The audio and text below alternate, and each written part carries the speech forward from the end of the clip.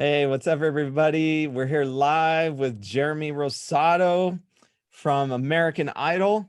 Jeremy is an incredible talent who has been seen by tens of millions of viewers and has a really amazing fan base who support him very, very well. And so, Jeremy, I think you're setting up the live stream right now on your I Facebook am, yeah, page. yeah, yeah. I'm on my phone trying to share it out just so everybody Yeah. can find us. So, so anyway, so Jeremy and I have been working together for the last several years. We're getting ready to release his third EP or our album, really, because I think this is So anyway, so Jeremy and I we have had been working we together had for we had your album first, which was Heartbeat. That was your yeah, first solo album. We yeah, released that together. I think back in 2015. And then prior to that, Jeremy, you'd had a couple singles that were out too, right? yeah. We did going all the way back to like right after Idol. We released a single with Pablo from Group One Crew, formerly from Group One Crew, Yeah. called "Don't Be Afraid," and we did like a couple singles for a couple companies and stuff, just kind of like getting our feet wet in the market, in the Mhm. industry. Yeah, yeah. And then yeah, so we did the full length album, Heartbeat, and then you came out with an EP. Yeah, Uh yeah. And that had about 5 songs on it, 4 songs on it. yeah. That had 5 songs on it. It's been, man, we released that in 17 June 2017, I think. Hmm. It's going Hmm. on 3 years now. Yeah. Yeah. And this Yeah. album we've actually kind of been working on for a while. You Dude, I was thinking about that the other day. I flew out to Seattle. Yeah. First of all, we recorded the whole record in like 2 days, which was Yeah. like a whirlwind. But Hmm. that was June of last year. Yeah, so we Yeah. just kind of been sitting on the music. Yeah, well, I think we've been kind of waiting on the right, we've wanted Yeah, to kind of roll this out in the right way. yeah, And I think finally things lined up for us to finally do that. So we've had yeah, the music in our pockets for a while. yeah. We So have. so anyway, so we're going to be rolling out the first song from the new album. And the first song is called This Time. I Yeah. think it's definitely going to be something different. So how like tell us about this particular song. So what's the theme of this song? Yeah, so I mean, this whole record's different, right? It's like a whole different sound. Mhm. It's like super pop, when we went into the studio for this record, before I went into the studio, I got this track.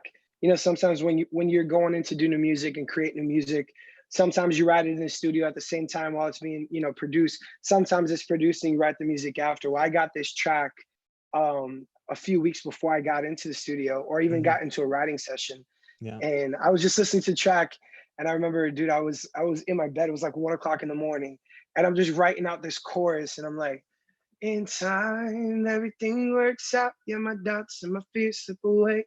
And I was like, "Man, this is first of all, this is the coolest thing about this song is it's the first song I've ever written that I've actually written the entire chorus for, Mhm. which Mhm. is like a whole new thing for me because when you're putting out music and you're signed to a label, you're doing these things, you get put in writers' rooms and you're always writing music with people co-writing, and so this was different for sure, and it turned out amazing, man.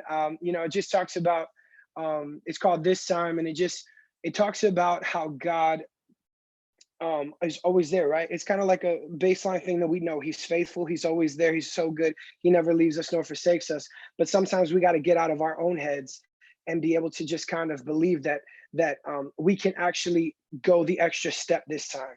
Mhm. He gives us what we need, but I believe that we have to take hold of that and actually be intentional, step by step, day by day, to Mhm. really walk in that and step into that. And it's just talking about how no matter what I'm walking through this time is going to be different because I'm choosing to be intentional with God, with his presence and what he's gifted me with. I'm not going to listen to the voices that try to pull me opposite and pull me the opposite direction and tell me that I'm less than. This time, I'm not going to give in to those voices or interfere. I'm going to trust him fully. So that's Mm. what the song is about, man. So yeah, Yeah. yeah, That is a really great theme. Um, and then we also have, so this album I think is a very cool, like you said, it's a very pop album. Yeah. which you're well suited for. This is really your zone. Yeah. And so we have some very interesting producers that have been working with you on this. So one Yeah. is Daramola. Shout out to Daramola. He is Yeah. a credible producer. He's from Nigeria, and he's kind of known for his world beats, but he makes them very accessible to a pop audience. And so he's Yeah. been writing tracks for Tadashi, Lecrae. He just co-produced Keisha's latest single. I mean, all kinds of rappers, new rappers he's been working with. And so we're very, very fortunate to have him produce about, I think, half the songs on this album.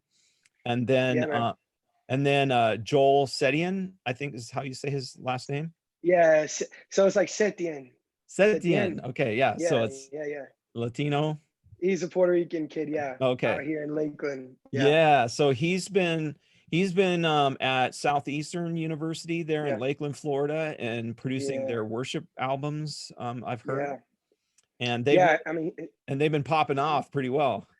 yeah, they are. Yeah, they are, man. He's doing his Yeah. thing, man. He's definitely linked in closely with all those guys. He's a great friend of mine. And I met him probably 4 years ago. And man, we just hit it off. We started doing worship together. I was leading at a church in Lakeland, and I hired him on to be just a guitar player for me. And we just, out of relationship, things build, and a relationship formed, a friendship formed. And when I started gearing up for this record, I told you, hey man, I got a guy out here that I would love to start, working on some stuff. And I'm so glad it worked out. So he produced this track actually. That's Mhm. releasing first off the Right. record this time. Mhm. Yeah. Yeah, and so the title of this album, and we're gonna be rolling out bits. So this is gonna be we're gonna give people some taster with this song, Yeah. and we're gonna release another song in about a month, called "You," which is gonna be the Yeah. title track of the album. So tell Yeah. us now a little bit about that, like why that track Man. and Man, you why that song. so again, we've been working on this music for about a year now. And a lot of times when I go into these co-writes with these writers, I'm not really like a wordsmith, like I give some words and some sentences here and there. But I always have titles. I feel like the Lord always gives me something that speaks to me. And then I just had this title, You, and I really wanted this record to point back to the one that you know gives me the opportunity to do what I do. You know what I mean? To my Savior. So I wanted to just be intentional with a very simple title, You. And then when I wanted to write the song with a friend of mine, Taylor Egan, who writes out in Nashville, um, we um, we sat and we wrote it all over FaceTime, honestly. And I gave him the title and I told him, man, I want something that points back. Like, I know that my face is going to be on the cover of the record. I know that my name's going to be on the cover of the single, but I want something to point directly back to Christ, directly back to the reason why we do what we do. And I wanted to write a song about the fact that in the good moments, in the bad moments, I always find myself running back to you, and Mm, you're mhm, always faithful to be there when I'm running back to you. And mhm, part of the chorus talks about in every mountain that I couldn't move on my own, I ran to you, and you can move those things out the way for me. You can make a way for me. And even in dreams that I thought I wanted, or I was desperate for, I realized that I don't need these things because I have you. So I'm gonna run back to you. And mhm. man, it's a powerful song, man, and I'm so excited for that to be the title track of the record, and to be the title of the album. It's really good. So that kind of ties into a little bit about like take us back to American Idol. Okay. And for those of you who don't really remember, or maybe are not even familiar with you, so you auditioned for American Idol a crazy number of times I did. and never gave up. Yeah. And so how many times was that? So I auditioned for Idol five times over the course of 4 years, five auditions. One of them was online, the other four were in person. And man, I started when I was 16. I made Idol. I was on the show 19, 20 years old, about 20 years old. And yeah, those 4 years of just trying to get them to hear me out. We flew up to New York. I flew out to Georgia. We drove to Jacksonville, wherever I could. They never had an audition in Tampa or Orlando when I was trying, Mhm. so it was always a drive. But Yeah. my dad would always pack up the car, get on a flight, and we'd go, man. And dude, when you go to that first audition, it's crazy. Like 10,000 people in a stadium. There are like 16 tables in the middle of the floor, four people at each in a line at each table, two producers. I mean, there's like 20 people singing at the same exact time, within 4 or 5 feet from you. So you have to have like this kind of supernatural moment. There's got to be something on you that captivates these producers, man. And yeah, 4 years it didn't work out for me. And I remember the fifth year, I was I was ready to go. I was like, I'm not giving up on this thing. I'm gonna do this thing. Mhm. And I had a bunch of people in my life, man, tell me that it was time for me to give up on it, and it wasn't God's will for my life. They started giving words and all these things, and out of love, but I think that they just, it was from a good place, but it wasn't what I needed at the time. I needed people to back me and support me. Mhm. And I remember the night before I left to Savannah for the last audition, when I made it, I was at my old church, my family church, and I was there. I became a worship leader there. I was there for probably like 6 7 years. I really grew as a man in ministry. And one of my friends, her name was Amani. She looked at me and she asked me the night before I left. She was like, "If it doesn't work out and you don't make it again, is God still enough? Like, is his love and your desire to worship him still enough for you?" Nobody had ever asked me that question before. I had other people just tell me, hey, this isn't for you, like stop chasing it. Nobody had that kind of a question.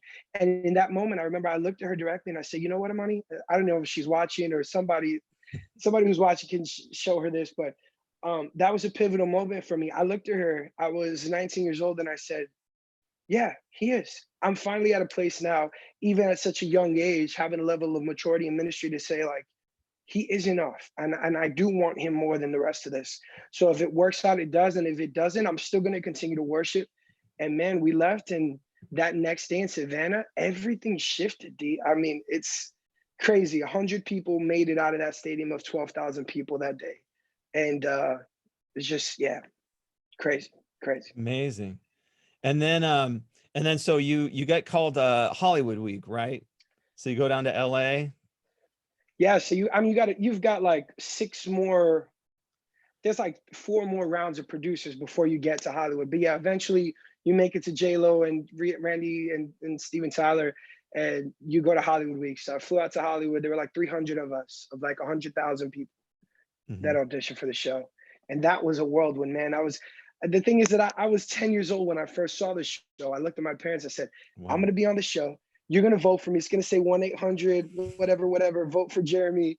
And I remember I was a kid. My mom would laugh at me and be like, "Okay, cool, yeah." Like she Wow. supported it, but she was like, "Okay." My dad was like, "You know what, my son, we're gonna do this. We're gonna do this." I was like 10 years old, and he's like, "Yeah, we're gonna do this. We're gonna make it. Wait till you turn 16."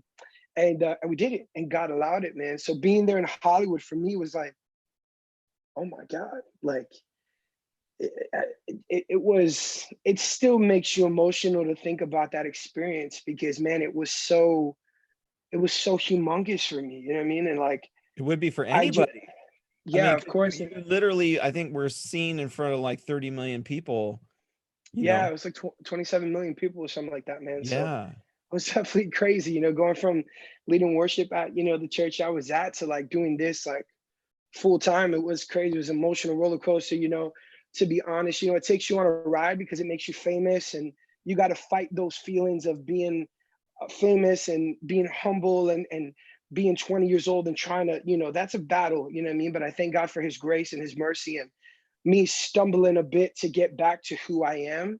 And after, a couple years of chasing stuff after the show that just wasn't for me, the Lord really shifted everything back around. And I'm proud to say now that, like, vision is hindsight is 2020. It really is. It really has all worked out for my good because Hmm. he's loved me. So yeah, man. So now, I mean, there's been some years that have been between that appearance and now. Yep. So how do you feel like that has played out for you? Dude, it's American Idol changed my life. The Lord used that completely as a stepping stone, to be able to do music full time. And I've been leading worship since I was 15 years old. So Mm, that for me has always been the core. I knew the calling in my life. I knew I wanted to worship God. I knew I wanted to lead people into his presence through music. I didn't understand how I would be able to do it really full time, making money and mhm, surviving, to be quite honest, until American Idol and doors opened up. And I mean, doors opened up and things kind of flipped upside down really quickly. And what it's done for me, it's allowed me to end up at these mega churches, these big churches, as worship pastor. You know what I mean? There are other people that are so much more qualified, and have gone to these Christian colleges or got these degrees. You know what I mean, for worship and all these things. And I'm just coming in the door like this kid that's just been leading since he was 15, made it onto a show. But it opened doors. You know what I mean? And I became friends with pastors as I came off the show because of those doors that were open, and relationships open more doors. And I'm at a pretty big church right now that we call the Crossing Church in Tampa, that is absolutely amazing. My pastors are amazing, Pastor Greg and Tamara. And I'm blessed to be able to do what I do full time, and mhm. have flexibility to be able to still travel and do dates and minister, but also to be at home as much as I possibly can, and be a worship pastor inside the four walls, and build relationship with not just my team that I get to lead, um, but also the congregation. You know what I'm saying? There are thousands of people that get impacted through the ministry of this church, and I'm very grateful to be a part of that, man. So yeah, it definitely opened up doors that I don't know. God is perfect and he can work everything out, but I don't know how things would have panned out otherwise, if I hadn't had the experience of Idol, for sure. Yeah. So let's Yeah. talk a little bit about, I'm going to come back to Idol in a minute, but Okay. let's talk about, since you said you've been leading worship in churches for a long time. Yep. And for those of you that haven't been to church in a while, it might surprise you the level of energy that happens in the church these days with somebody like Jeremy leading.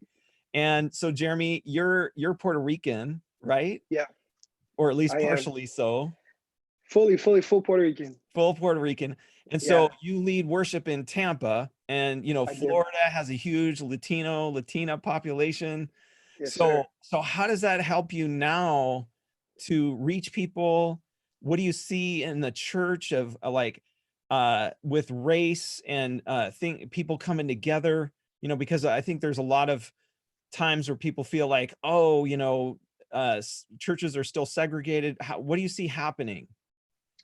Man, and this time it's crazy because we have such interracial church. Like it's so diverse. It's the most beautiful thing ever.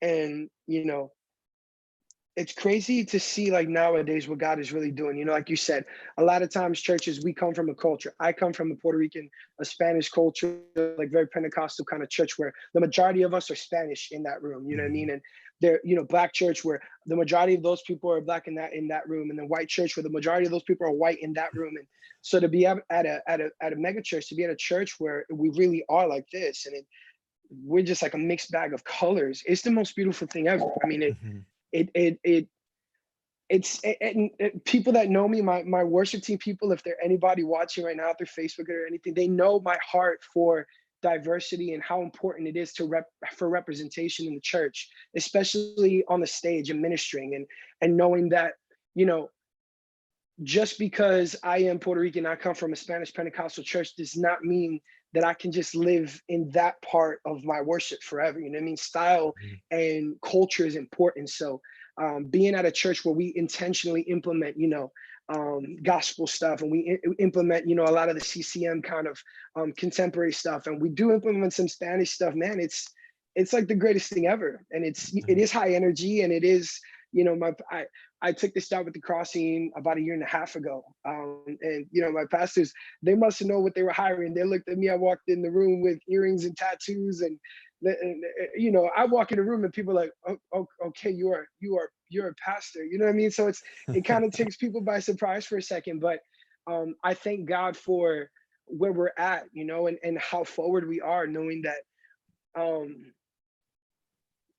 yeah, man, I want to be careful with my words because you can Yeah. kind of go into, you know, down a rabbit trail. And but God is good, man, and it really has been the greatest honor of my life being a worship pastor, being a worship leader, and seeing people get impacted by the presence of God. It is the most humbling experience, and it's my favorite thing. Hmm. Yeah, man. Amazing. That's so good. Yeah, and I'm even seeing it because you've been to my home church here in Seattle, Easters Yeah, Church, and we're seeing it here too. Like, you know, we see Koreans and Africans and Chinese and yeah, just Latinos and everybody coming together, and it's a very diverse. I'm seeing this more and more and more. So yeah, I'm very hopeful for the diversity of church. I think we have a long way to go. Um, yeah, in different areas. And actually one topic that's, is near and dear to my heart is just seeing that also represented within Christian media outlets as well. yeah, Because there's not a lot of minorities that make it onto Billboard charts yeah. within Christian media, and there's probably a variety of reasons for it. I don't even understand them all.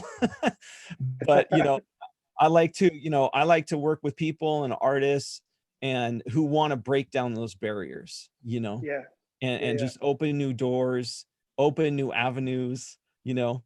So Totally. anyway, Yeah, and I know your heart, D. Like when I met you, when I signed with you in 2015, I think it was. yeah, Um, it you know, hearing your heart for how you were just tired, you know, of what the industry looked like and felt like, yeah, you know what I mean? And yeah, wanting and bro, you're like you brought so much change and you pushed the boundaries and you have, you know, busted up some walls. And I know there's so many more layers of walls to bust up, but we got like, more work to you do. know, yeah, we do. But I'm grateful to be a part of a team, you know what I'm saying, that really stands for that, you know what I'm saying? And Mhm, having somebody in my corner that really fights for me, you know what I'm saying? And for mhm, the color of my skin, which shouldn't matter, especially in Christian music and in the industry. mhm, But it does, you know, and yeah. we got to just keep fighting and keep worshiping God through it all. Yeah, on that note too, kind of back to American Idol, you being Yeah. Puerto Rican definitely helped you make that connection with Jennifer Lopez, Yes, it right? did. So I know Again, let me be very careful with my words in this moment. Let me. Okay, we're ready. I'm ready. so now, like, so how did that friendship start? Like, how was it just totally on camera and like that was it, or like how did that all happen? Like, So I met Jennifer Lopez the first time in Savannah at the audition off camera. They walked into the room for the kids, for us that were auditioning, just to kind of get to know, like, just to say hi, you know, just kind of shake some hands, give some hugs, like before we went into the audition. And dude, from the moment I walked into that first audition, I think I was number 3 of the day or number yeah, 4. And I walked in and she was, oh my God, she was the most beautiful person I've ever seen in my life in person. But she was so kind and yeah, so sweet and genuine. And you know, you think for a second, like, man, we're on camera and stuff, but dude, I can assure you that when the camera stopped rolling, we had so many encounters like backstage, you know, throughout the whole. I mean, we filmed from July of, you know, 1 year all the way up until May, June of the next year, in and yeah, out. So it was almost a whole year of production. yeah, And she was phenomenal to me and so sweet, so kind. She was definitely my corner. I can't tell you how many times, you know, we would go to commercial and, you know, I would see her fighting, you know, the executive producers to keep me around. You know, I definitely say that Jennifer Lopez is the reason, besides the favor of God, that I was able to continue on that show as far as I did. She definitely fought for me the whole time. yeah, The day I got eliminated, not the wild card episode where she saved me because she did that, but the day I actually got eliminated was like a week or 2 later. I remember she came backstage before we were like 3 minutes out to live. Mhm. and maybe 5 minutes. And she just came, she found me. I was like, oh my gosh, okay. Steven Tyler, Jennifer Lopez just kind of hanging out, chilling. It's totally normal. Yeah. And she came, she found me, and she was like, we're Puerto Rican. She's like, Papi, how are you? And she gave me a kiss, and she started talking to Robbie. We're very Hispanic, we're very touchy feely, love you kind of people. And she's like, it's okay, Papi. She's rubbing my hand. She's like, I know, I want you to know that, like, I think you're one of the most amazing singers I've heard in so long. Like, I want you to know that I'm supporting all these things. So yeah, that relationship was definitely not just for camera. Mhm. She definitely, I mean, hey, I loved her. She loved me. It was great. Yeah, and then she ended up on camera, she ended up saving you on the show to She get did. you in Yeah, that final round, right? she did, man. And she took me Yeah. to she took me from a semifinalist to a finalist. You know what I mean? So I ended Mhm. up doing the finale with everybody. So it just, it really, man, she was a blessing for sure. Well, and you deserved it too. I mean, like, Thank you, D. I appreciate it. I mean, Jeremy, I don't just say this, like whenever we've done live events together and I've seen you in front of large audiences, like people they really react to your voice because you have a very powerful, commanding voice.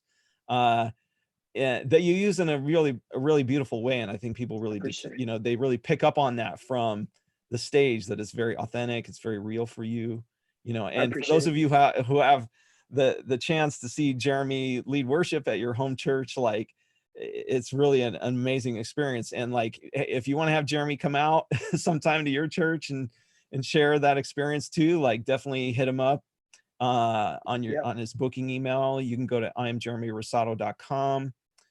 Or the email is, what's the email again, Jeremy? Yeah. Actually, the website's updated, D. So it's Oh, jeremyrosado.com that's right, now. jeremyrosado.com. Yeah. And Hmm. it's you can go down, you can find the booking at the bottom of the page, but the email, I think it's just bookjeremyrosado@gmail.com Okay. is the Yeah. booking Yeah. Yeah. email. Yeah. So, but Yeah. anyway, so let's hit one more thing. So on the topic of like, secular music, sacred music, and like you having that relationship with J-Lo, like as you've seen Kanye come onto the scene, as Yeah. Justin Bieber's like been leading worship at Church Home in Beverly Hills in LA, like, and Tori Kelly's been active, like doing a gospel record and stuff. How do you see these worlds like mixing now? Dude, isn't it like the craziest thing ever? And like the most Yeah. beautiful thing ever? You know what I mean? But I feel like I've been a part of this or wanting this movement for so long, like Mhm. to intertwine, you know what I'm saying, the worlds and under, because for a long time when I was growing up listening to Christian music, obviously there are the classics and there's some sacred Christian music that is just the best of the best. Mhm. But dude, so much of it just sounded so much like the same thing over and over again, Yeah. musically and Right. production wise. So to be able to like have these artists like bring their influence into the Christian industry and see the two worlds collide, and have artists like me, like Holland, like just different Christian artists that have been trying to push the boundaries for a while now, and even the people that go all the way back, Mhm. Jacob and everybody, that you've had and just that have tried to Mhm. be able to see it like actually like the worlds collide now, dude. I think it's the greatest thing. I love it. Yeah. Yeah, I'm excited. I mean, I like that the lines are blurring now. I think Yeah, man. it's just a very interesting time, and I've done some other live streams on the Kanye thing. And I Yeah, think I see you. and I think it's great. Like I agree with you, Yeah, man. I think it's great. I think it's great for the mainstream audiences to hear an yeah, encouraging man. message, because I think there's a lot of negative music out there. Um, Yeah, and then also it's good for, I think, a lot of people of faith to also be comfortable hearing like their favorite artists in the mainstream as well, yeah, man. and functioning there. And I think part of it too, like as you were saying, there was such a lack of diversity for so long. I Yeah, mean, for 20 plus years, like on CCM mainstream, yeah, and now it's kind of interesting because that's now kind of flipped over mainly to worship music, yeah. Exactly. Yeah, which is great. But I think the people who are really moving the needle and breaking new ground are diverse artists like who are blending styles. Like here we've got the producer Daramola, who's a yeah, Nigerian Afro producer, Afro beat yeah, producer, pop. um, Yeah. working with Keisha, and now he's doing your, your Yeah, stuff, man. and like, and you're Puerto Rican, and like mashing all Yeah. that together, like this jambalaya kind of thing, I think is the most amazing, you know? Oh man, that's funny, bro. Yeah, for Yeah. sure. Touching on that real quick, D, I sent my dad. The world hasn't seen, fans and family. They haven't seen like the track list for the record, Mm, but I've been showing my parents, the music. They're mhm, getting all the sneak peeks, and I sent him like we've been looking at album covers and stuff, and I sent him a mm, couple previews just to see what he thought, and I sent him the track list, and there's a song on there called "Better Off as Friends." mhm. And he said that he was talking to my sister, and he showed her the picture. She was like, is he not doing a Christian record? Is this not a Christian album? And my dad called me like super concerned. He's like, my son. I don't think he ever remembers my name. He always calls me Right. my son, my son. He's like, my Yeah. son. You Eileen, she wanted to know, like, is this, are you doing a Christian album still, or is this, are you like, what's going on? I'm like, Yeah. it's definitely a Christian album, Pop. Like the whole album is about Jesus. Yeah. But this one song, we wrote about an experience I had with a young lady, and being in a dating her, and being a minister in church. And honestly, this was years ago now. Stumbling and being dumb and being young and trying to juggle the world of being a minister in a church, in a big church, and finding a wife and all this stuff, and Mhm, how we came to a point where we realized we were just better off as friends. It was just mhm. safer. It was better for both of us to go mature and be right with God. So I thought that was funny though, because I showed him that, and he was like, "Oh my gosh, you got to still be doing Christian music." I was Yeah. like, I am, Yeah, I am. yeah, Yeah, yeah. Yeah, so I think your fans, what's cool about your fans is I've dove into, like who they are and communicate with some of them, like they love you, they love your voice, and I think they know that they get that worship experience, but it's kind of yeah, mixed man. with pop elements in there. Yeah, And so this is very much that way. And yeah. I think they're going to be really, really surprised and satisfied I that think this so is, too, man. yeah. I'm so grateful, man, for anybody that's been rocking with me, since Idol.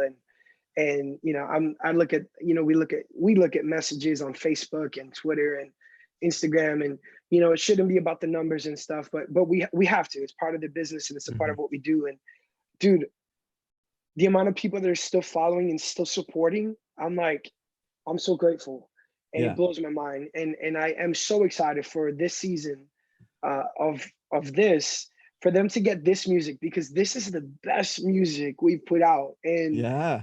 I'm so proud of this music, and it is completely infused with everything that has to do with my relationship with the Lord, and like seasons Mhm. of my life. Mhm. They have a little bit of Jeremy Idol on this record. They have worship leader Jeremy on this record. They Mhm. have dumb Jeremy from the past on this record, and it really tells a story of just that, man. And dude, I could get emotional. I hate that I'm Puerto Rican. I get emotional, but I'm so thankful.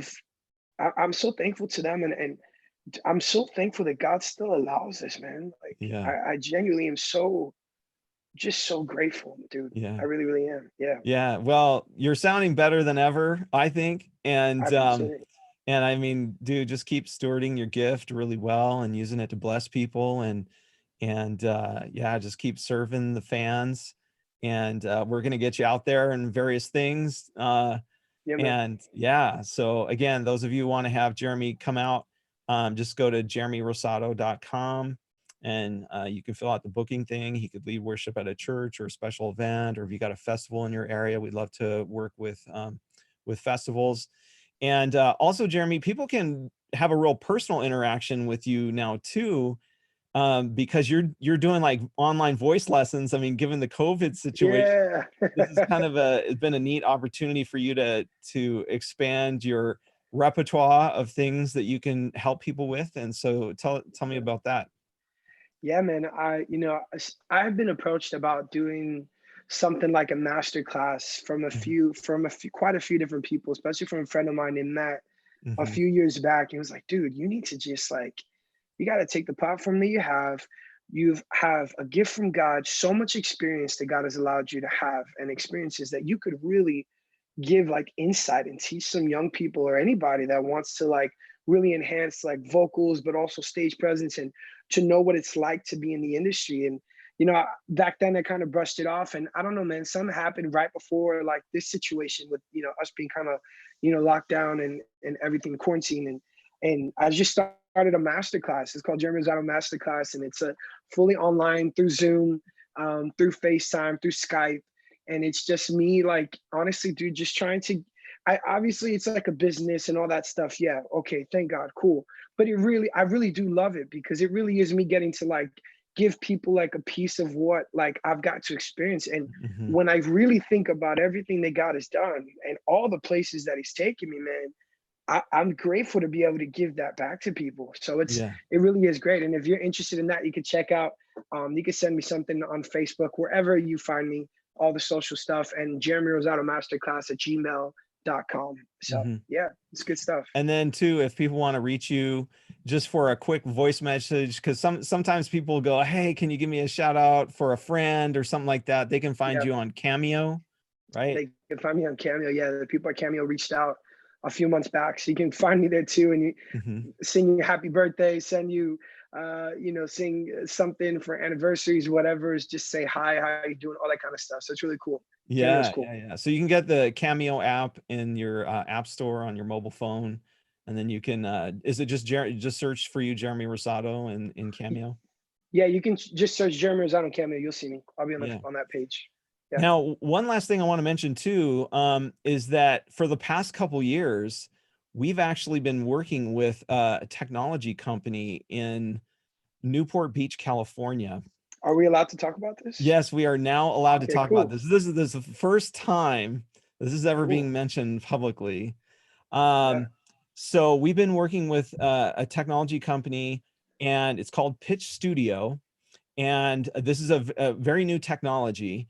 And what it allows us to do is to turn Jeremy or other artists into a Siri coach that live coaches you into singing their songs. And so we've now brought you Jeremy's latest single this time into the Pitch Studio app, and he can have you interactively coach you to sing this song. And it's a Yeah, it's really so cool. amazing, it's a really incredible experience to hear Jeremy as like Siri uh, coaching you and saying, great job, and let's try that again. And Yeah. The software blows my mind because like what you guys don't understand, they put me in the studio like multiple times, and I'm literally reading like 150 phrases over and over again in different just like variations of how to say it. And then it turns into like me being like Siri, teaching you how to sing my song, encouraging you, telling you how we could do this better. It's like the craziest thing ever. I'm really excited. I can't believe it's been like 2 years already. We've been working on this, right? yeah, yeah. Well, Yeah. we actually started with the song Trust from your last Yeah. album. And so if you go into the app, so go to your Android or iOS store and download Pitch Studio. And within there, you can actually start singing right along with Trust from Jeremy's last album. And then we've Yeah. just put this time the new single in there as well. And so it's really cool. There's nothing like this when you start to pick it up and you're like, oh wow, that's amazing. So that's another way you can kind of have the kind of a one-on-one encounter with Jeremy as well. And I think that actually the company is now they've actually signed a deal with one of the largest major labels as well. So they're going to be bringing on literally thousands of songs into the app, and they're working on that right now. So we Yeah. were actually, Jeremy, I mean, we were the first one to bring you to that app so we could show people the potential, because my background is in technology, and I saw the potential of this technology. And Yeah. then we basically used you as the guinea pig.